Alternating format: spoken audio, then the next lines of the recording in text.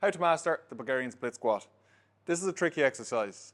If you've never done it before, it is a tough one to get. We're going to run through some tips and tricks to make sure you can nail it down as quickly as possible. So the first thing is, what's the appropriate box height?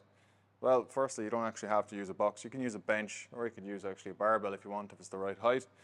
But general rule of thumb, somewhere below the knee, a couple of inches below your knee is probably the right starting point. Now you can play around with it from there. It does depend on your flexibility, but if you can find something in the gym that's around that height, good place to start. If you end up picking a bench that's too high, like there's a couple of benches over here that are just sitting somewhere around this height, it actually gets very tricky down the bottom position. I don't have that flexibility in the hips. It starts to throw you off a bit. So if you can, just look for the shorter benches, or something like a box here is going to be perfect, The next thing we want to do, just sit on your box. Extend your legs. Let's say we're going to go left leg first. Here's roughly around where we want to keep the left leg. We're doing this exercise. So a good little hack for you. Now, I'm going to put the back leg up, toes down or toes up. It's actually down to you. I do prefer keeping the toes down. I find that I'm a lot more balanced. My toes don't cramp. So yeah, I'd probably go for the toes down, but you can play around with it. Now, the position here, it's not like I'm on a tightrope. I don't have my left leg directly in front of my right. I have my right foot out to the right, left foot out to the left. Nice stable base. Think train tracks, not a tightrope. Now when I come down, keeping the chest up, dropping the knee to the floor.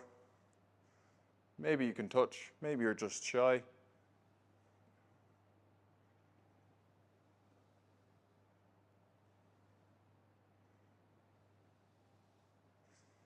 Now, how much weight is in the front leg? How much weight is in the back leg?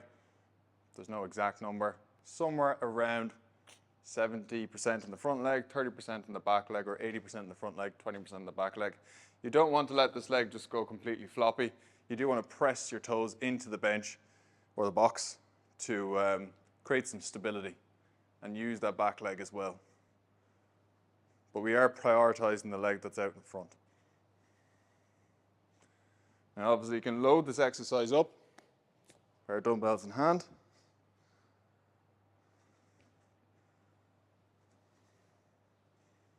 And one more thing to note is with this exercise, you can preference which major muscle group you're prioritizing more than others. Now, does this matter if you are just starting off with the exercise? No, I don't really ever focus on one or the other.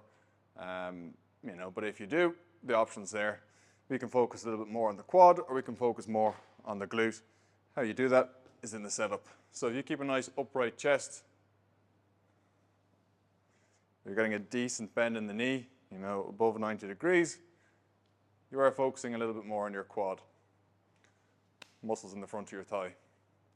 Now, if we just change this slightly, maybe just bring the foot out a little bit further,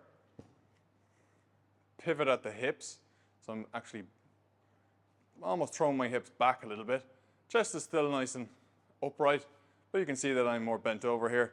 And if I come back, you can see that the bend at my knee isn't as great as what it was, and that means that we're putting more weight onto the glute. We're getting more hip extension and less knee flexion. So I can just stay lean into this.